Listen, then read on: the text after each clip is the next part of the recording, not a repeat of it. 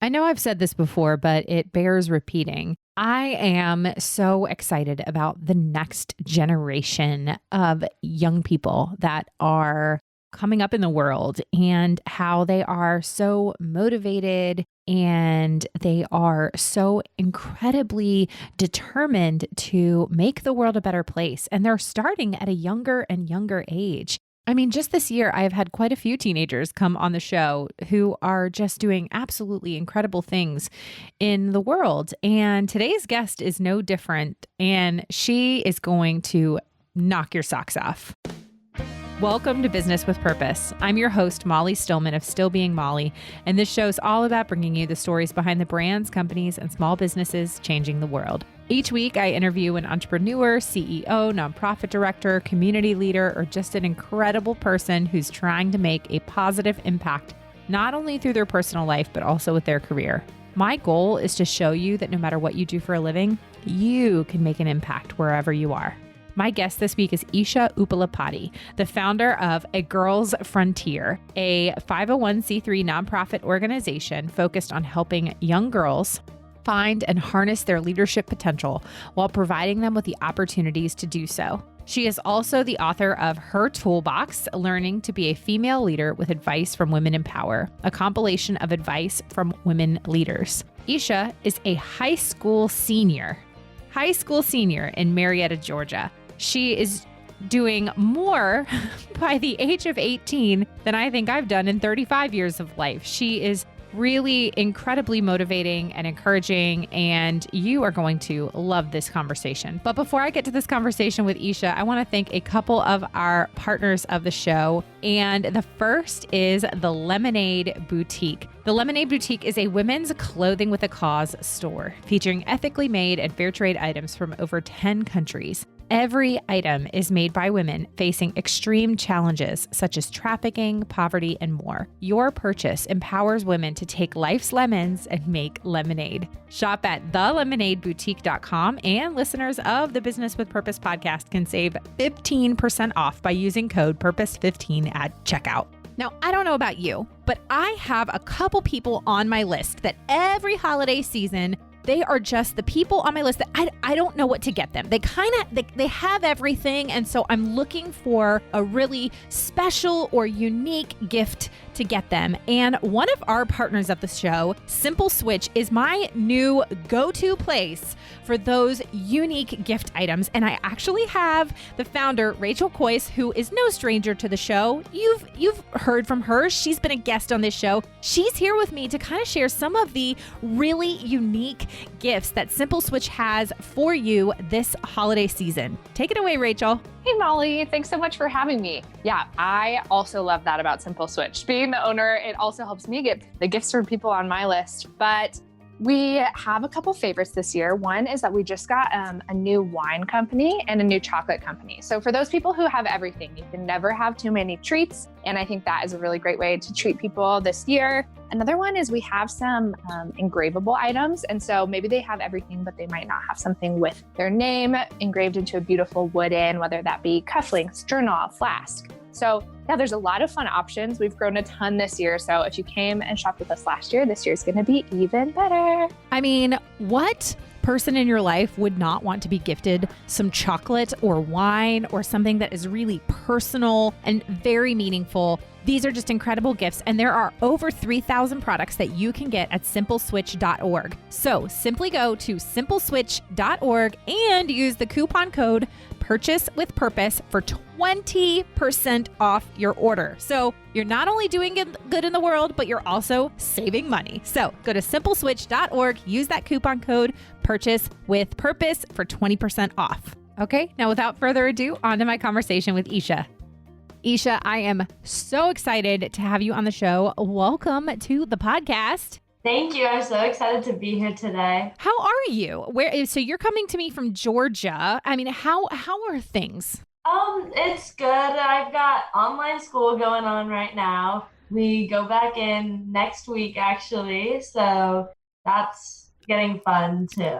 So that kind of gets to one of the questions that we're going to talk about soon. But you are a high school senior. Yes. You're a high school senior. And so there you are doing all the virtual school things. I am a mom to a first grader. So my first grader is doing virtual school, and it is a whole situation. It is.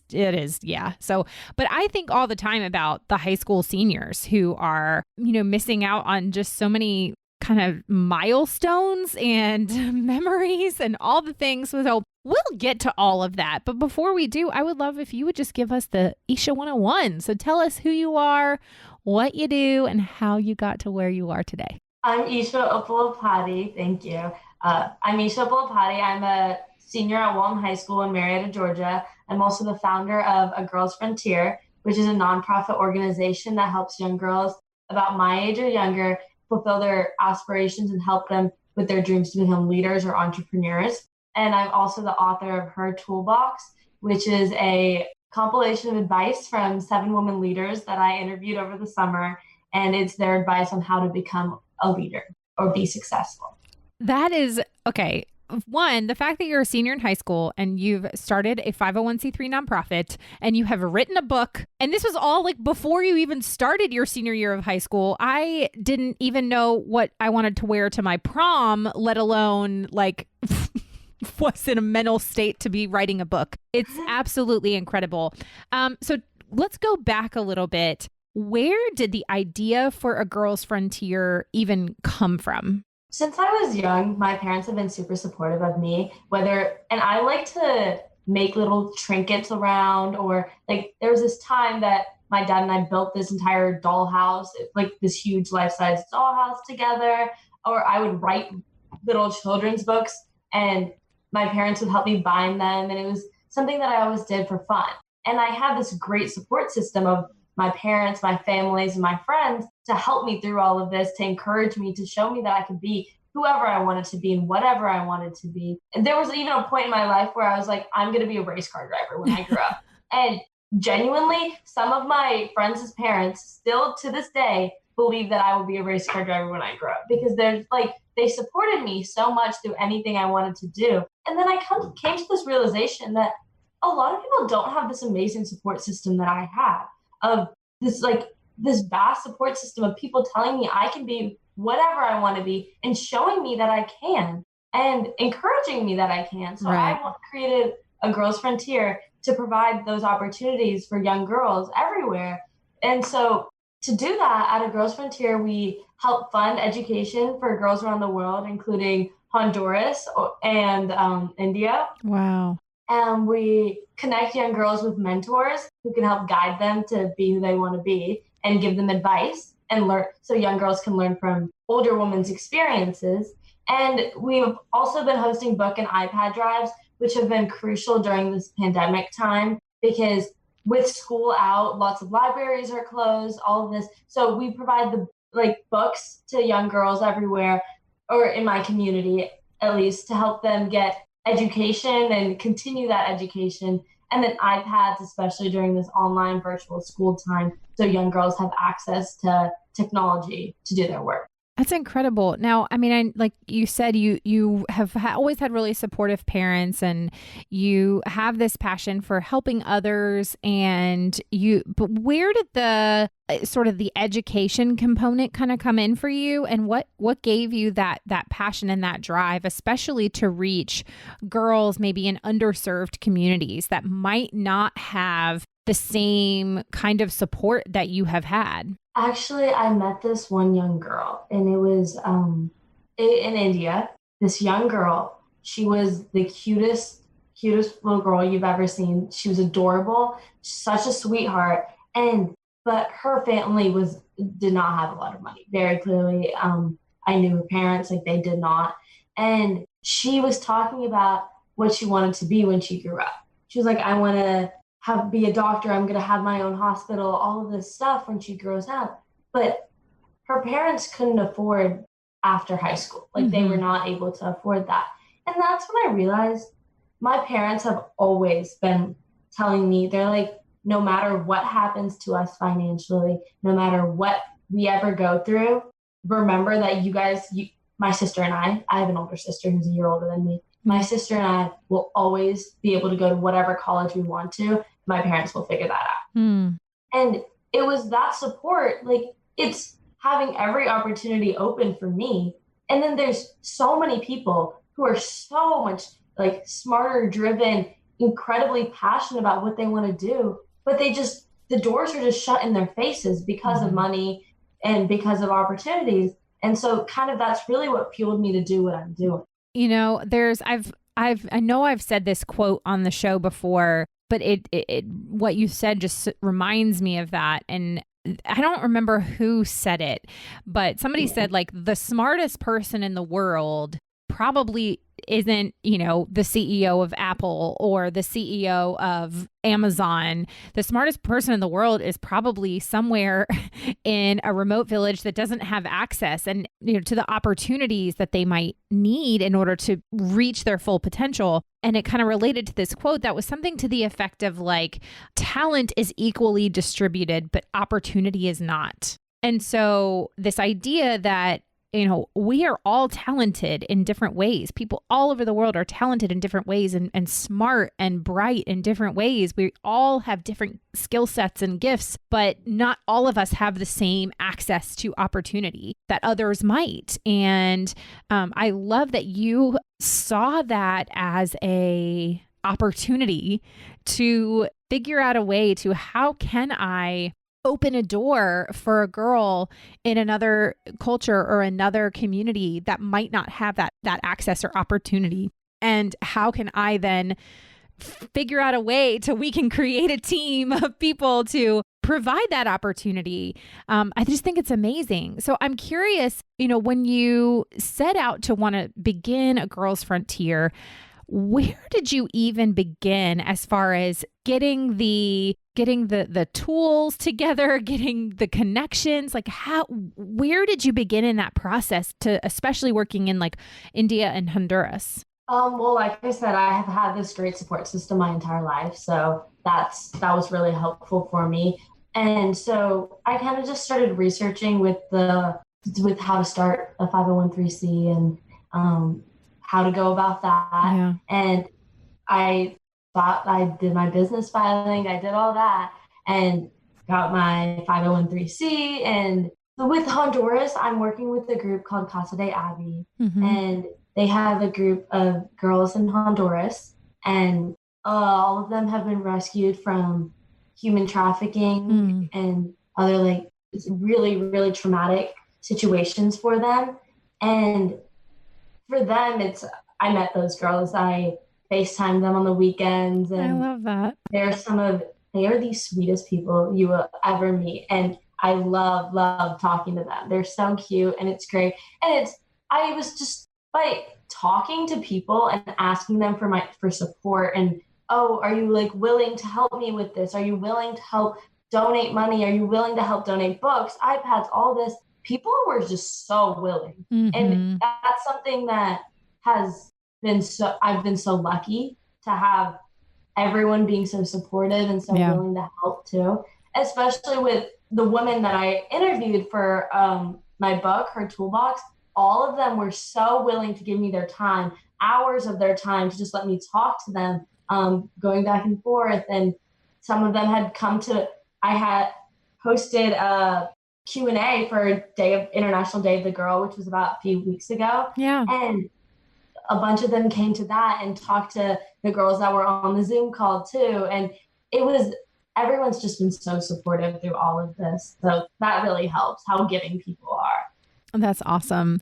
Now, you know, what are some of the things that you've learned from, so again, kind of reiterating, you also wrote a book, Her Toolbox, Learning to be a Female Leader and with Advice from Women in Power. Talk about some of the things that you learned from these incredible women leaders that you spent all this time interviewing, and you kind of compiled the research into this book. What are some of the things that you learned that maybe you hadn't thought of previously, or, you know, maybe were really just impactful throughout that process? Every single woman that I met emphasized the importance of mentors.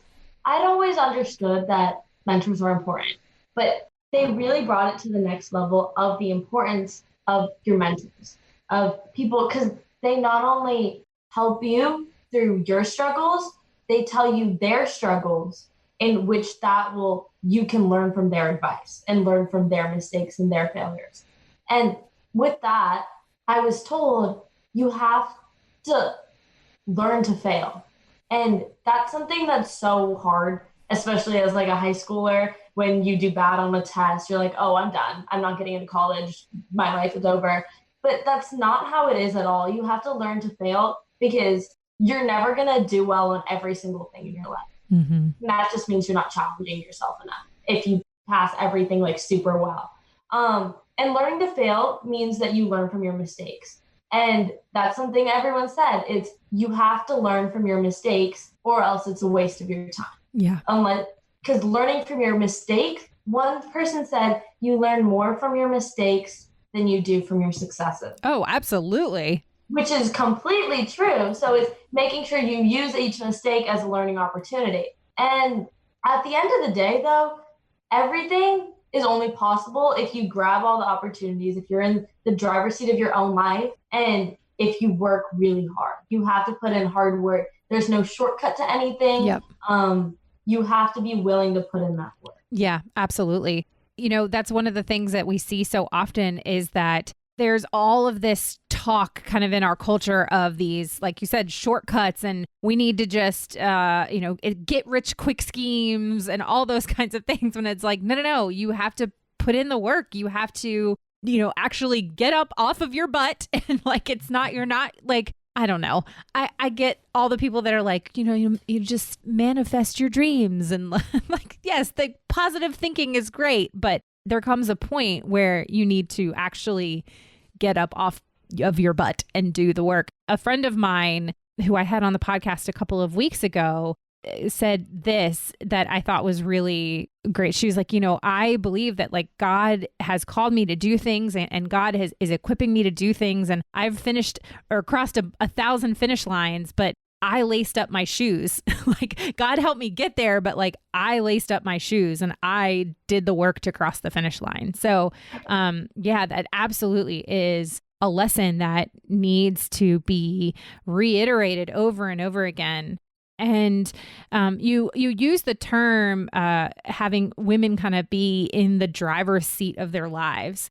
Can you expand on that a little bit? Where did that kind of, what does that look like? And especially for young girls, like, so if there's a young girl that's listening, I know I actually have a few teenagers that listen to this show. So if you're kind of speaking directly to those young girls, those young women, how would you tell them why it's so important to be in the driver's seat of their lives, and how do they do that practically?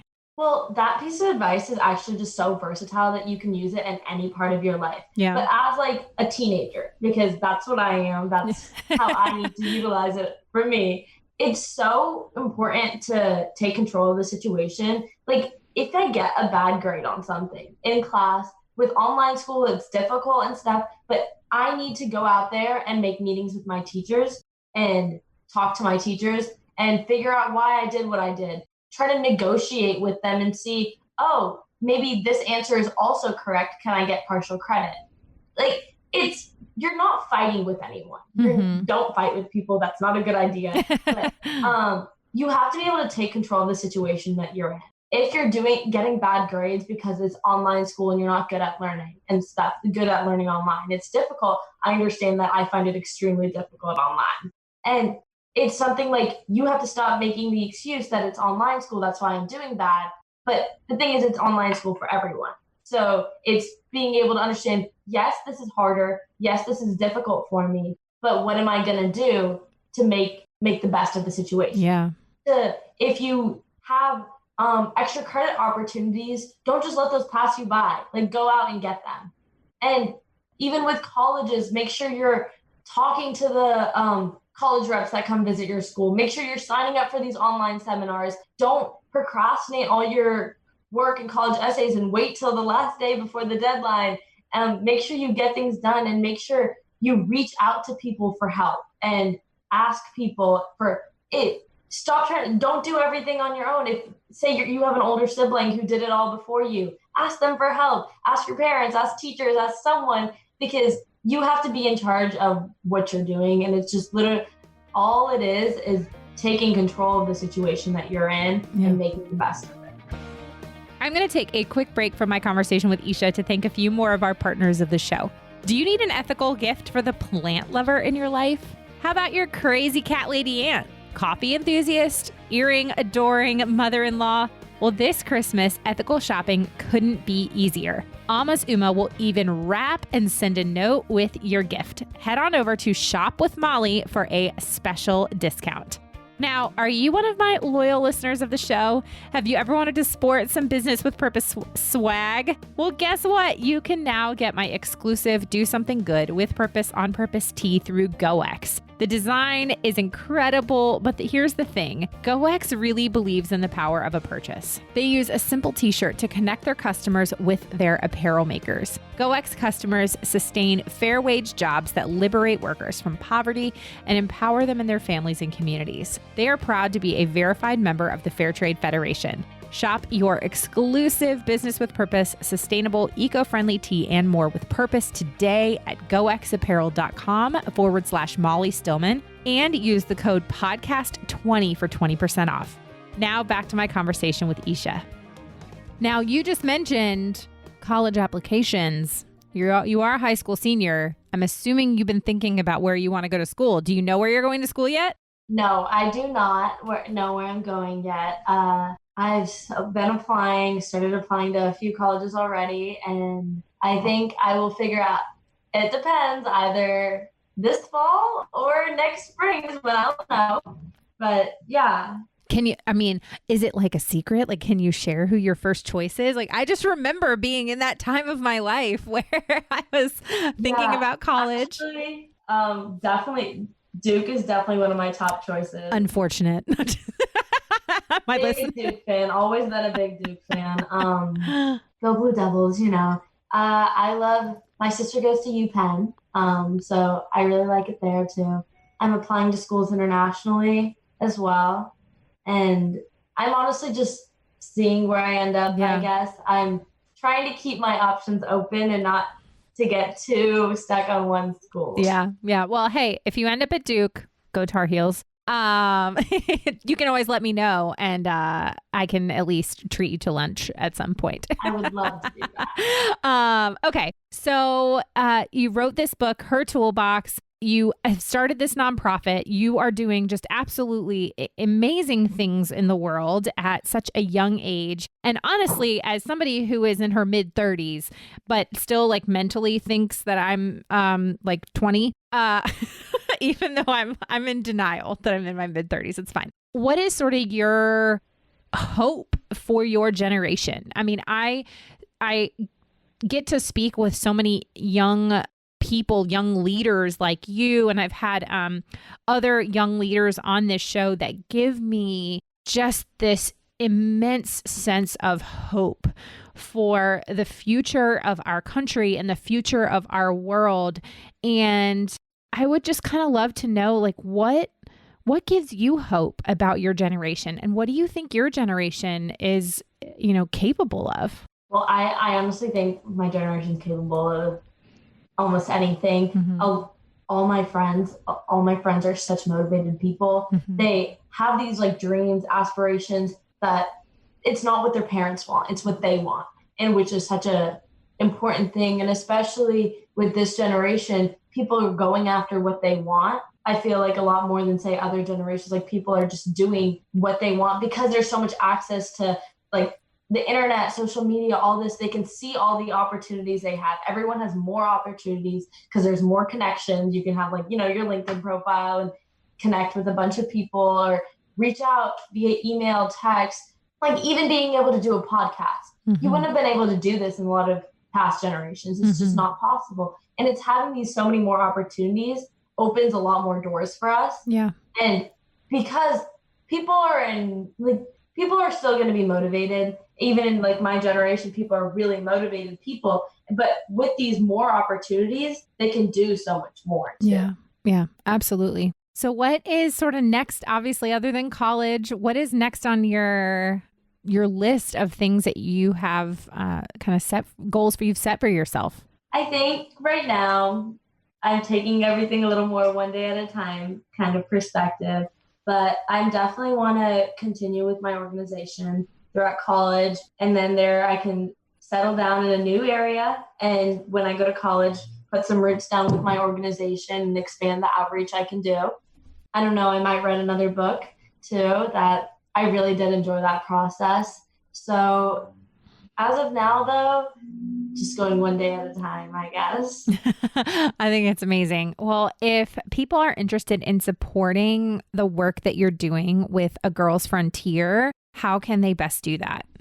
Well, and you can go to www.agirlsfrontier.org and you can donate directly on the website, check out our programs, check out our media and pictures and all the things we've been doing. You can get Her Toolbox on Amazon and a lot of other resellers too, but it is readily available on Amazon, paperback and Kindle version. So that's really what I'm doing. And oh yeah, I also have an Instagram, which is A Girl's Frontier, or my Facebook, which is also A Girl's Frontier. Awesome. Okay, Isha, this is the part of the show where I just get to ask some fun, lighthearted, get to know you questions. So Isha, are you ready for the get to know you round? Okay. What song do you have to sing along with the second you hear it? The song Wonder by Shawn Mendes. I'm obsessed with him. I've been obsessed with him since I was in 7th grade. And my friends give me so much hate for it, but hey, it's a good song. It's a catchy song. I like that choice. That's an excellent choice. Okay, what person in your life, or maybe just in general, has influenced you the most? I think it would be just people in my family, mostly my parents and my sister. My sister, I definitely copied everything she did for a really long time. We're only a year apart, so that would make sense. And both my parents are just very supportive of me, and I've always wanted to be a lot like them too, with their morals and values. That's awesome. Okay, next question. What was your favorite TV show to watch growing up? I'm trying to Tom and Jerry. I was a big Tom. Oh, yes. Love Tom. That's a classic. That is a classic. Yes. I like it. Okay. If you had to eat the same meal for dinner every night for the rest of your life, what would it be? Sushi. I love sushi. Yes. Do you have a favorite kind of sushi? There's this restaurant by my house that I'm a huge fan of. It's called Bishoku, and I just love everything. Now I want sushi. Ooh, and it is Wednesday. And this airs on Wednesdays, and Wednesdays at the grocery store near me, there's a Sprouts near me, and y'all are going to be like, grocery store sushi? What? Grocery store sushi? That's really hard to say. Grocery store sushi. Sprouts sushi is legit. So good. It's so good. It's so good. And on Wednesdays, it's $5. So I might have to go to hit up Sprouts and get some sushi later. Okay. If someone were to play you in a movie, who would you want it to be? Yeah, I couldn't tell you that one. I'm not good with actors. Hey, all right. That's fine. That's fair. That's fair. Okay, what is your most unusual talent? I don't know if this is a talent or not. It's kind of the opposite, but I can't do a cartwheel. I can't either. I just cannot do a cartwheel. Oh my gosh, I feel so validated. I also cannot do a cartwheel. I've never been able to do a cartwheel. And my 7-year-old daughter has never taken a gymnastics class in her life and can do cartwheels and round offs and all. I'm like, where'd you get that gene? Because not from me. I just can't do a cartwheel. That's all right. You're not alone, Isha. Not alone.